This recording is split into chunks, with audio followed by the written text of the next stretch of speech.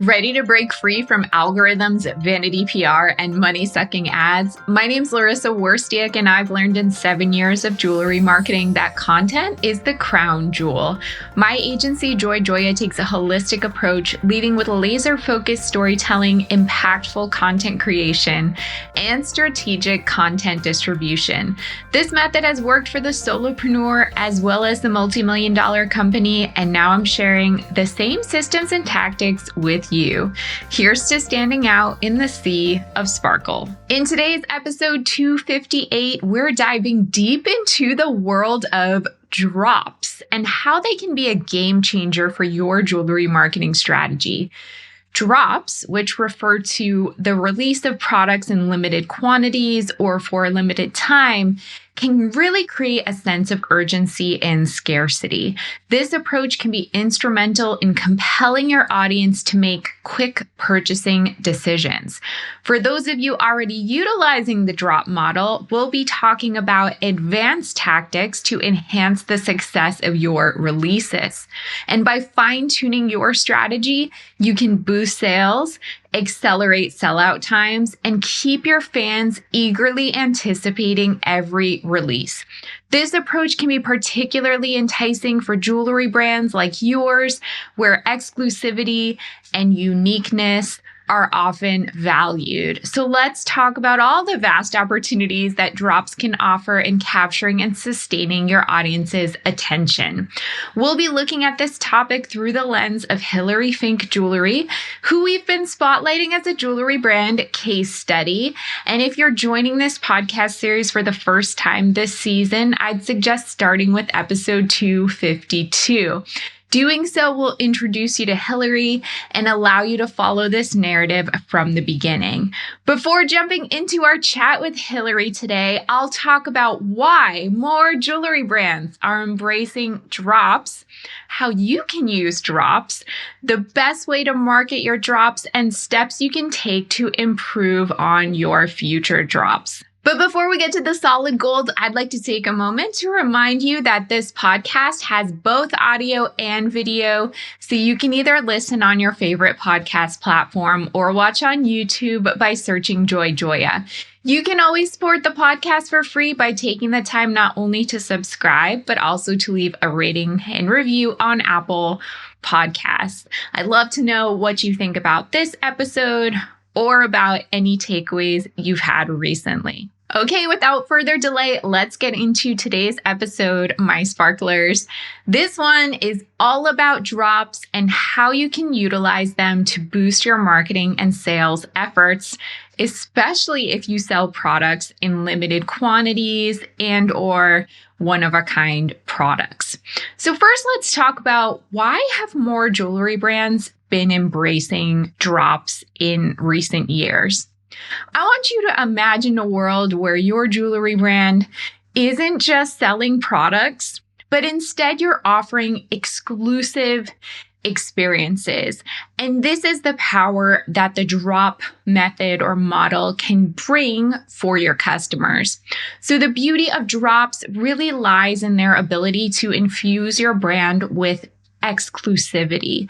So when you release limited edition or one-of-a-kind pieces, then customers will really start to perceive them as rare treasures that they need to get their hands on. But it's also not just about exclusivity. Think about that excitement and anticipation that you can cultivate among your clientele. When you schedule these releases, you're not merely presenting a product, you're hosting an event, and your audience will go out of their way to mark their calendars and eagerly await what's next. So consider the urgency that this model just naturally instills. When you have limited stock and limited timeframes, then customers really feel compelled to act promptly. That fear of missing out can be such a powerful motivator, pushing them toward making quicker purchase decisions and thus boosting your sales. This model can also really invigorate your brand's engagement on social platforms. So the buzz, the discussions, the social shares surrounding each drop will amplify your brand's visibility, foster richer interactions. And then from the practical perspective, drops can really simplify inventory management for you. When you're releasing products in this manner, then you can gauge real-time interest, which allows you to adjust your future production runs and then minimize having like surplus inventory that's just sitting around on your website or on your store shelves. And for marketing in general, this drop model offers you what I like to see as a dynamic canvas. So with each new release, you have that opportunity to experiment, to refine, to perfect your campaigns. And that means ultimately, as you move through it with each new drop, you will reach your best return on investment. So the recurrent event-like nature of drops will really help you cultivate a community of collectors and enthusiasts who consistently come back, and they're keen on being the first to get their hands on your latest creations. Doesn't that sound pretty amazing? So let's talk about how you, my sparkler, can use drops and adapt them to your brand and goals, because of course, every jewelry business is different. So how can you use drops to your advantage? I truly believe that any jewelry brand, regardless of your business model, can harness the potential of the drop method. So at its core, as we've talked about, this drop strategy is about offering limited time or limited quantity exclusives that captivate attention and drive urgency. So whether you're dealing in high-end luxury, affordable fashion jewelry, artisanal handcrafted pieces, you can find ways to curate special collections or one-of-a-kind pieces to release as drops. And then when you carefully align these releases with your brand narrative, with your target audience preferences and market demand, you can create that buzz, you can bolster engagement, and the best part, stimulate sales. With thoughtful planning and execution, this drop method can be tailored to fit any brand's objectives.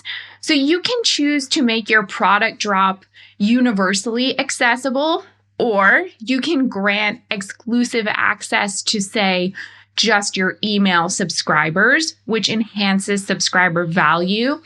And if you do something like provide early access or unique offers to your email subscribers, then you're just adding new levels of exclusivity, loyalty, heightened engagement, making your customers, your true fans and followers feel so special, but also retaining the option for more broadly releasing the drop later. So that's just one way that a brand can approach this and like tailor it to their existing customers and their existing way of marketing to them. So what really is the best way to market your drops? Say you're sold, you're like, okay, Larissa, I want to do this. How do you communicate a drop to your customers? First, I want you to know, if you're just starting this for the first time, unless you already have a super hyper engaged following, you may not come out with a bang on your first drop. I think it takes time to kind of build the expectation and to get people waiting for your drop, but that's no reason not to start. Everyone has to start somewhere. So promoting product drops effectively requires this synergy between email marketing and social media marketing so that you can really maximize reach and engagement. So I just want to share a few best practices for both. Let's start with email. I really love a drop preview or teaser email, mostly because in your email marketing, you can't assume that your entire subscriber list is seeing all your emails. So if you kind of just literally drop something to them. You can't assume that everyone's going to see it. And then when the performance doesn't meet your expectations, you're going to get discouraged. So you have to warm up your audience a little bit. That could be one preview or teaser email. That could be more than one. Don't be afraid to create anticipation, again, because not everyone is even going to see all of those emails. So in those previews, make sure you're using compelling visuals. Make sure your copy is engaging and creating excitement, is genuine, building anticipation. And then when you have that captivating subject line, when you create a sense of exclusivity, when you have a clear call to action, and you set the expectation for the drop, you're really warming up your audience to have a successful product drop. In your emails, you can also consider adding things like countdown timers in like your regular campaigns, for example, to emphasize the urgency and to remind people when it's coming. You can have sneak peeks. So maybe there's like exclusive previews or even behind the scenes content. Make sure you always have a clear call to action and to emphasize that the drop will either have limited availability or be for a limited time. And then even after the drop, you could consider doing some follow-up emails. So if there's still product left over or if time is running out, again, don't just give up and assume, okay, well, people saw the drop, they should be ordering now. No, you need to put out a last chance email or an almost sold out notification, again, to drive urgency. And assuming that most of your list isn't even seeing it. So don't just give up after you send the actual drop notification.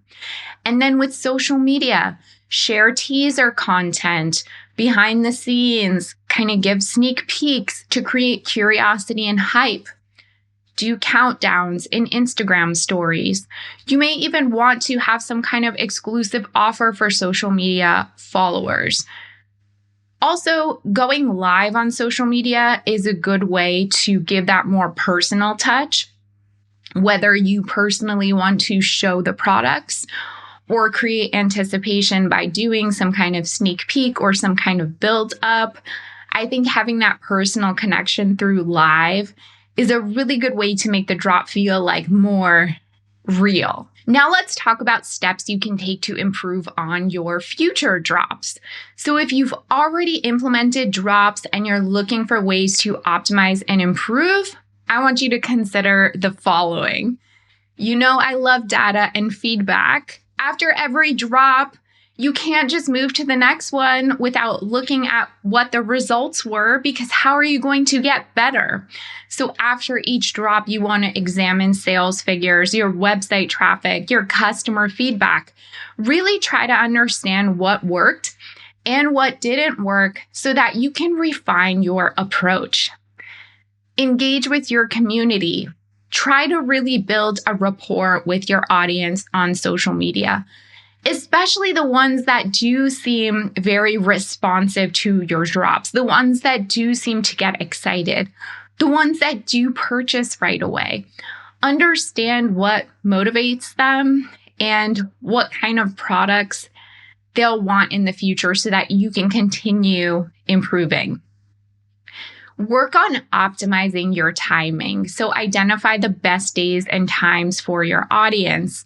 Again, that means analyzing previous drops to see when engagement and conversion rates were highest. And please enhance scarcity. Don't be afraid to emphasize things like limited quantities, exclusive editions, limited time. Those things can boost demands. People have a fear of missing out. And I don't want to tell you to capitalize on someone's fear.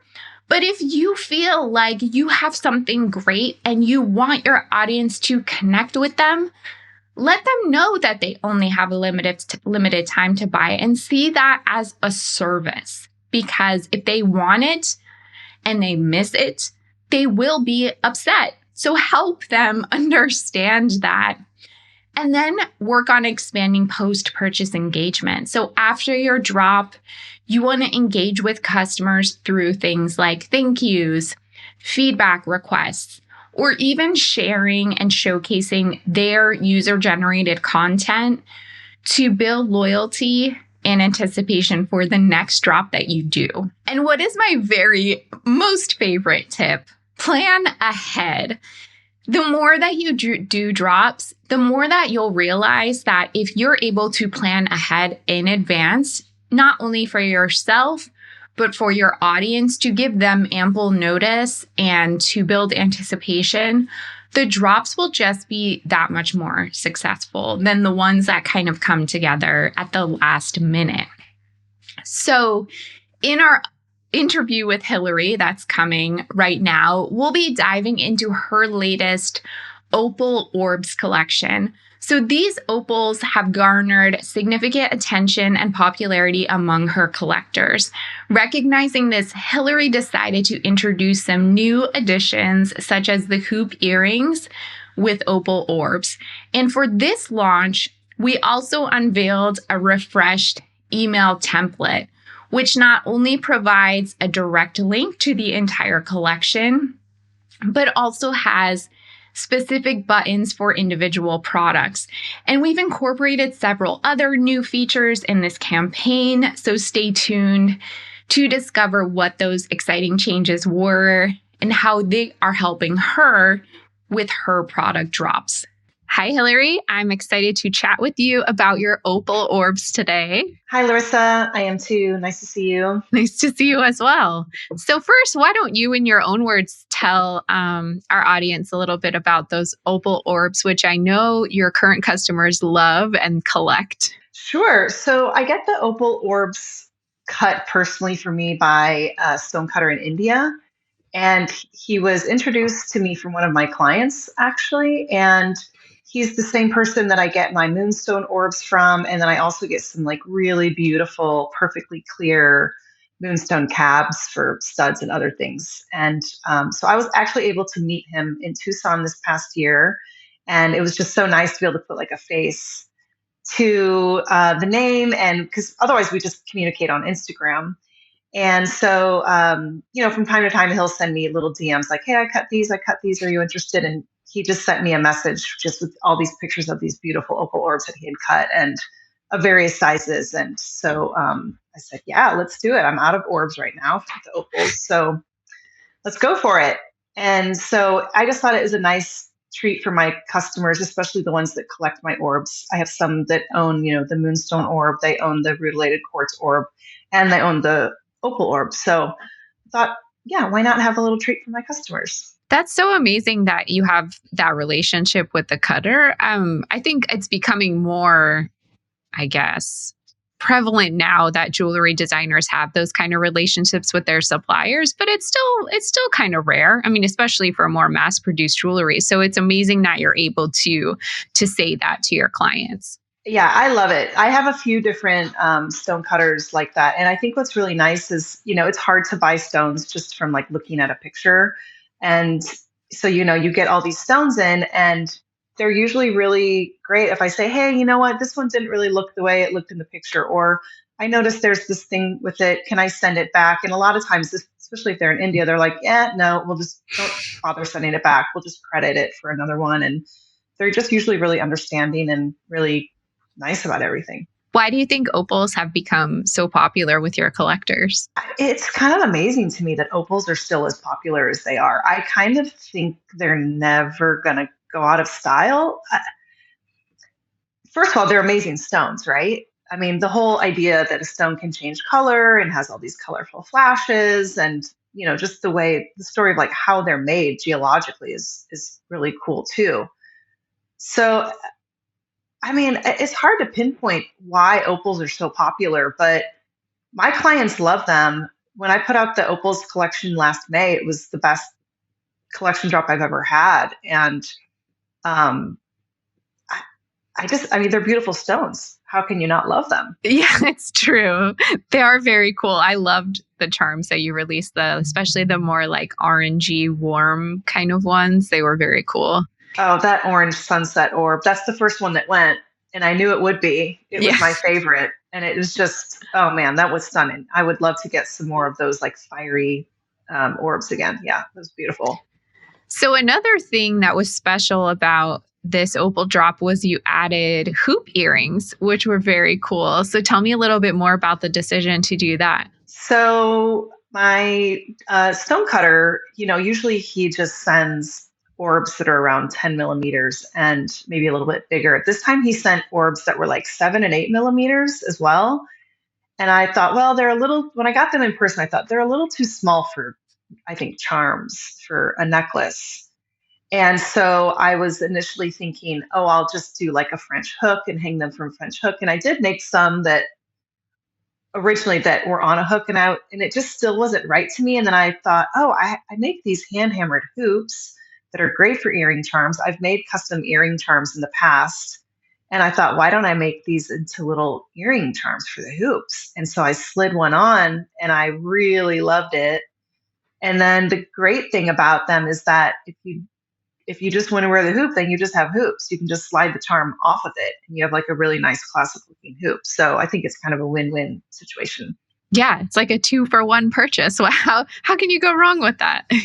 And So, what was it like for you with this drop? This was the first time we're using like a different look, a different template for your campaign. And another thing we're doing differently is like actually calling out all the individual products. And we were able to do that because it was a smaller drop. There were only 9 products. So how did you feel about kind of presenting it to your customers in this new way? I think in the end it looked really good. We'd sent out, you guys had sent out some test emails to me and I was a little like, just because I'm used to my emails being really minimal and I usually only have like maybe 1 or 2 shop buttons and you guys had done what is great and you put shop buttons with every product and I just thought it looked a little too like shoppy, which is and the whole point is to have people click and want to buy these pieces. So it was just different for me. And so, we lightened things up and just a little bit changed the format and I'm just really happy with the end result. We're very used to clients being like a little bit shocked by like a change in the way their email looks. And I think to what you said, that all the shop buttons, I think can be overwhelming to people. When they're looking at it from the perspective of their own business, they don't want to be like a hard sell. And so I totally understand that. But the reality is just like the conventions of email marketing and how brands send and the behavior of people looking at emails, like you need all those like psychological cues. It seems like overkill when you're looking at it from like a design perspective. But in that moment of someone literally just looking at their email for like a second, it helps like cue them into clicking. Exactly. And I was just like, I just think they know that they should click on the pictures, right? And you guys were like, Yeah, you would think, but like in practice, it doesn't work that way. Did you get any feedback from subscribers? Did anyone notice the new template? Did anyone say anything about it? 2 people that I got in touch with, or that got in touch with me about they said how much they loved the shop buttons.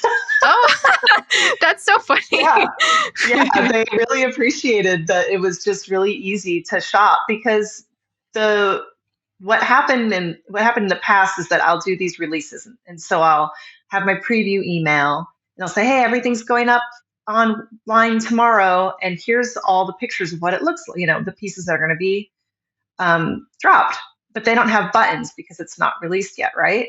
And so then the day that the actual drop happens, I send an email that's like, here's just a picture of all the pieces together in like a medley. And then I just have one button that says, shop the new collection. And so I have gotten feedback in the past from people saying, we'd love it if we saw more of the actual pictures in that second email and we can just click on what we want. But I've always had this, and maybe it's totally wrong from a marketing standpoint. I'm like, well, I don't want them to just go look at one thing. I want them to click on the whole collection, spend some time on my website. But what I forget is that like this is kind of like a quick thing. People want to Yeah. buy these. Sometimes they sell out fast. And so they want the one product they want. They want to click on it and buy it right away. So I do think it's the right thing to do. Yeah. I mean, what you said, how it makes sense that you want people to like look at more products. But usually, yeah, people will see one thing that they want. And if they can't immediately find it, then they get frustrated and they're not going to bother like looking around. So it's kind of like an opposite weird way to think about it for sure. No, it's total lesson learned. It makes perfect sense. So some of the results we had that were really exciting, to give you the data. So that first drop, when we first released it, it was about the same average open rate. Like year to date, you've been at around 61%, and this campaign had 58. So it was like right there in line with everything else. But the thing that was really different and that got me super excited was it had a 16.3% click-through rate, which was the second highest only to 16.7, which was January 2022. And I can't remember what exactly you did then or what kind of magic you did, but it far exceeded the clicks. So it shows us that like those subscribers are ready to receive emails from you, and like the same percentage is kind of always there for you. But now more people were inspired to actually click through to the website. And if I had to guess, I would say the shop buttons help a little bit with that, but maybe also individually like calling out products and getting people curious about each one and about the prices and things like that. That probably helped motivate too. I was so happy with those results. A 16% click rate is awesome. Yeah, I mean, that's like a dream. For you, it's not surprising because I know like how committed your collectors are, but like for a normal everyday jewelry brand, that would be like amazing. Like we would have a party to celebrate that. We can still have a party. I like parties. Yeah, we can still have a party. And Hillary I'm did super happy with it. Yeah, Hillary did sell out of all the charms before the end of the weekend. And I forgot to ask you, typically, how quickly do things sell out? Was that like comparable to the performance in the past, or faster or slower? Like, how did that work out? Yeah, so the most opal orbs I'd put out before it was just 3, and I mixed them in with some other pieces, and they sold immediately. They were the first 3 pieces that sold. And so this time I think I sold 3 on the first day, and then like 2 on the second day, and the 6th one on the day after that, or something like that. So I was super happy about it. It's awesome. Great. And we did do one other different thing that Hillary's never done before. We did a resend on Sunday because there were the hoops left over by that point. And we just wanted to make sure people knew that they didn't think everything had sold out and that there was still an opportunity to buy. And so we tried 2 different versions of that email. We sent one to people who had clicked but didn't purchase. And then we sent another to people who hadn't engaged at all. Just to kind of get a sense of like, what is the behavior of people like looking at these campaigns. And those emails didn't end up selling the hoops or the rest of the products, but we still had a very decent engagement, especially on that people who clicked but didn't purchase. I believe it was like 7 or 8%. So people were still looking. They wanted to see what was left. Right. So how did that make you feel to like try that out?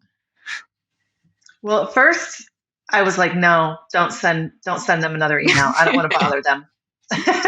Especially because we're sending another email a couple days later after that. And I was like, oh, just please don't bother them.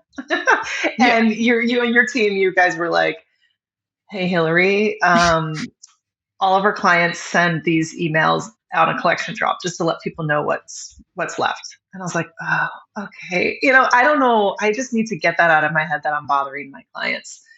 So I was fine with it. And the design was beautiful. I thought the email looked great. Yeah. And the cool thing that we were able to utilize also, since we're usually making emails like days before they send. So the potential issue here is like if we choose the products to put in there, who knows, they could be sold out by Sunday, and then we don't want to like make anyone upset. So Klaviyo allows us to have dynamic products there where we just like change a setting and it will only show what's available. And that way, even if someone doesn't open that email for like another day or two later and say those products are sold out, they'll never be misled to like think that a product is still available. And I think that's really important, like having a good relationship with your customers. Yeah, I thought that was awesome. I think that's a really great feature from Klaviyo. And I didn't know that because I emailed you on Sunday when the last orb charm sold. And I was like, uh-oh, I don't know if you guys have already designed the email, but the last charm sold, so you'll have to redesign the email. And you guys were like, no, it's fine. Yeah. So that's really cool. Yeah. We have to anticipate these things because it's possible that they could happen for sure. Yeah.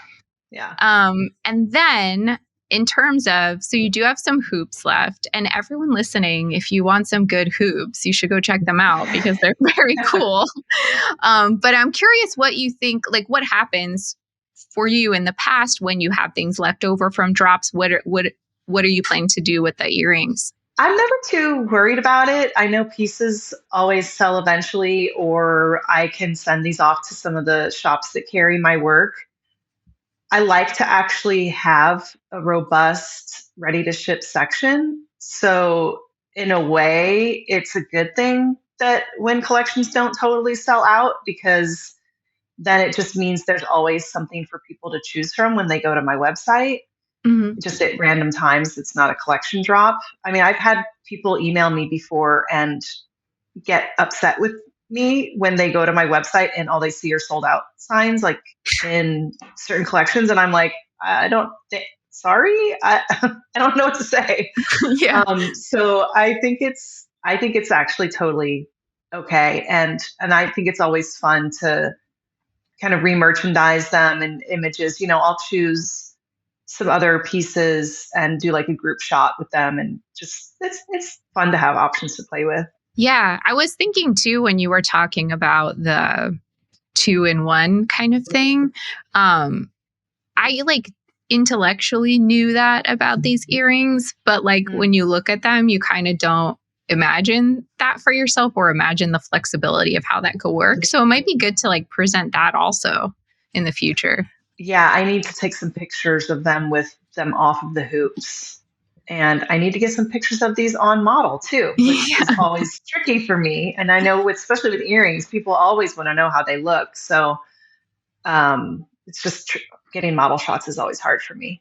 But yeah, there's so many ways to market these. And then also I've thought about how fun it would be to just start making mismatch earring charms just in general, just to let people choose. I mean, I've done custom ones before that are like mothers earring charms that are the birthstones of their kids. So like one was tanzanite and one was garnet, and they looked really pretty together. And I love the idea of mismatched charms too. So I think it's something that I need to kind of prioritize to design for just future offerings. Yeah, that's a really fun idea. And then it's like more collectability, collect more charms, put them on your earrings, have lots of flexibility. Yeah. Yeah. And I mean, these charms also, there is a little, like a little, the bail, I guess. There is a hole there that, like, if somebody wanted to string it with like a leather cord or something that goes through, I mean, you can't fit a clasp through it necessarily, but they can do really whatever they want with these too. They're very versatile. Mm-hmm. Could you see them on a bracelet, or is it too small for that? I think they'd probably look great on a bracelet. In fact, maybe I should start thinking about designing them for bracelets. There you go. We're working through product ideas here live on the podcast. Yeah, definitely. Well, it was great to learn more about your opal orbs, and I hope everyone will go check them out too, because they're very cool. So thanks, Hillary, for joining me today. You're welcome. Thanks for talking about the opal orbs with me. It was fun. What did you think about today's interview with Hillary? Are you excited to continue following her on this journey? I highly encourage you to check out Hillary's website, hillaryfink.com, and follow her on Instagram at hillaryfinkjewelry. I'll put those links in the show notes as well. Let me know in a podcast review or YouTube comment what you think about this journey. Okay, let's get into the gold mine. Welcome to another edition of The Gold Mine, a segment where I get personal and share insights on entrepreneurship, mindset, success, growth, all things business. It allows me to get a little more personal and share maybe a piece of my heart. Let's get into this week's Gold Mine. I'm going to be talking about a mindset shift from, quote, designing for you to, quote, designing for us. As I'm sure you know, my sparklers out there, the creation process can sometimes feel really solitary. I talk to designers all the time. I know that they're pouring their heart and soul into pieces. They are hoping that what they make resonates with the market. But I think there might be another way to consider. This is a more collaborative approach. It's especially suited to certain designers, and that may be you. So let's explore this shift in a way of thinking. So the old model, traditionally, many designers operate under the making stuff for you mindset. So they envision a piece, they create it, they present it to the world, they hope for acceptance and praise. And while this approach has merits, it can also be somewhat detached. It's like crafting in a vacuum. And in that case, the audience is kind of just merely a passive recipient. So the new way of thinking that I am suggesting here is the idea of making stuff for us, which implies collaboration and really shared ownership.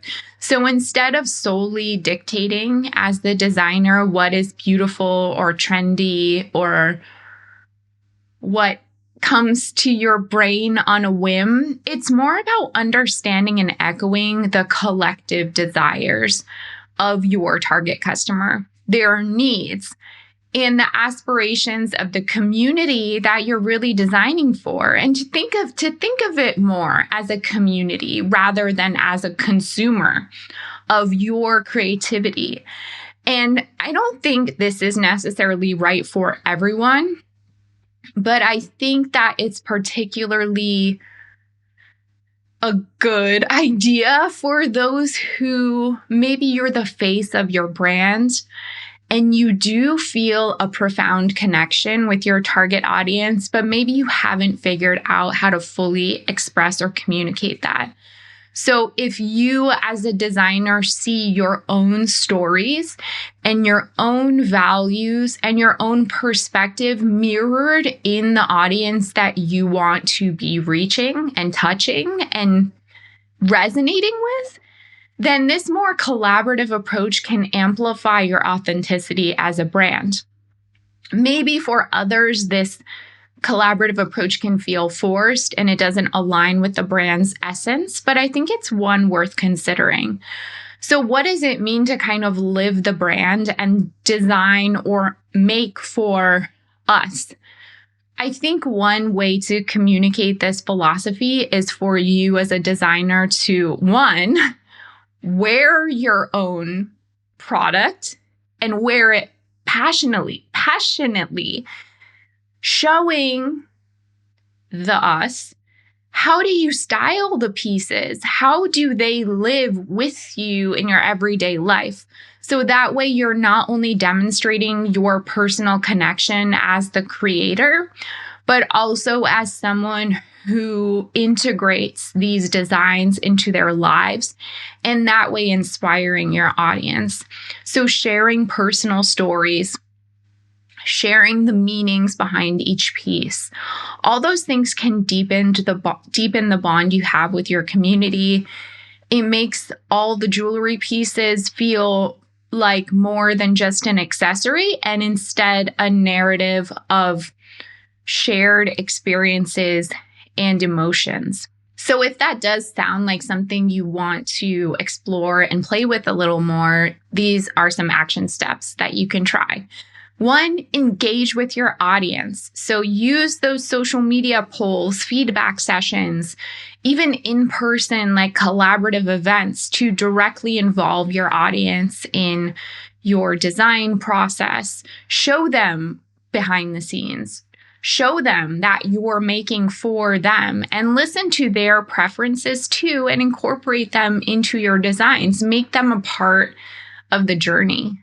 Definitely get personal as you feel comfortable getting. And that can be a very curated version of yourself. You don't have to like show yourself in the bathroom or something, but choose the aspects of yourself that you want to make personal. Share anecdotes from your life that have influenced your designs, whether it's a trip that inspired a collection or a family heirloom that sparked a new idea. Let your audience into your world so that you can form a deeper bond with them. Definitely show them how you style. So don't just create. I want you to demonstrate as well. Wear your pieces, share photos or videos of how you style them in daily life. This provides a genuine endorsement of your products, and it helps people understand, like, how can I actually wear this stuff? What is it going to look like if I invite it into my life? Talk about your favorites. So spotlight a few pieces that holds extra special meaning for you, and talk about why and how that might also connect with your customers. Share behind the scenes. So people love seeing the process. Show the design phase, the crafting process, even show mistakes or missteps, because people love imperfection and vulnerability.